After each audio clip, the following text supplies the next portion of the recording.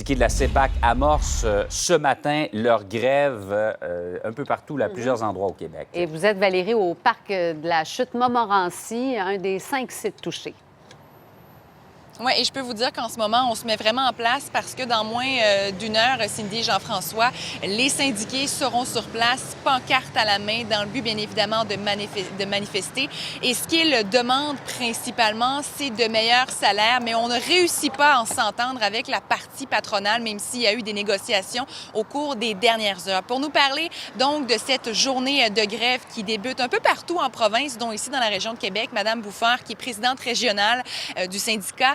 Ici, il faut savoir que le site demeure ouvert, mais est-ce qu'on peut s'attendre à ce que les syndiqués bloquent l'accès au parc ou à quoi on peut s'attendre aujourd'hui? Théoriquement, on peut s'attendre à une ambiance festive avec justement là, des syndiqués là, qui vont venir quand même manifester là, leur désaccord, leur découragement en fait là, des dernières négociations. On en parlait, ce que vous demandez principalement, c'est un meilleur salaire, mais ça, vous ne réussissez pas à l'obtenir. Pour l'instant, non. Là, les offres qu'on a eues, les dernières offres de l'employeur tournaient autour de 1 % par année. Ça ne rattrape même pas le coût de la vie. Donc, nous, on veut minimalement là, rattraper le coût de la vie là, présentement. Savoir, Jean-François et Cindy, qu'il y a eu également une contre-offre de la part du syndicat refusée par la partie patronale au cours des dernières heures. Aujourd'hui, ici au parc de la Chute-Montmorency, on disait, même si le site demeure ouvert, il y a quand même des aspects qui demeurent fermés. On parle de la boutique tyrolienne, également, donc, tout ce qui est casse-croûte, boutique, téléphérique, service d'interprétation.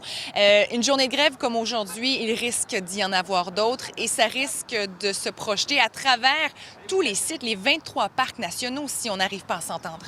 C'est sûr que présentement, là, aujourd'hui, si on parle d'aujourd'hui, ce qui commence présentement, pour nous, la région de Québec, là, c'est le manoir Montmorency, le parc de la Chute-Montmorency, le siège social de la CEPAC et il y a différents campings également. Mais à partir de samedi matin, ce sera les 23 parcs nationaux qui seront en grève et on a encore d'autres accréditations qui pourraient éventuellement être en grève là, dans des journées subséquentes. 300 syndiqués en grève ici à Québec, également à Drummondville, en Outaouais, du côté de Saguenay. Pour ce qui est de la région de Québec, ça touche combien de personnes?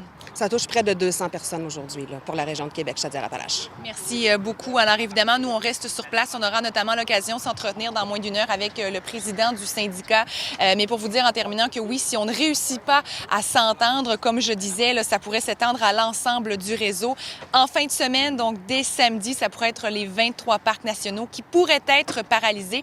Et bien, ça coïncide avec le début des vacances de la construction. Donc, ça risque de paralyser ou du moins affecter là, les vacances de plusieurs Québécois. Et les deux parties semblent être assez éloignées l'une de l'autre. Donc, c'est peut-être aujourd'hui que le prélude à ce qu'on va connaître à partir de samedi, malheureusement. Merci, Valérie.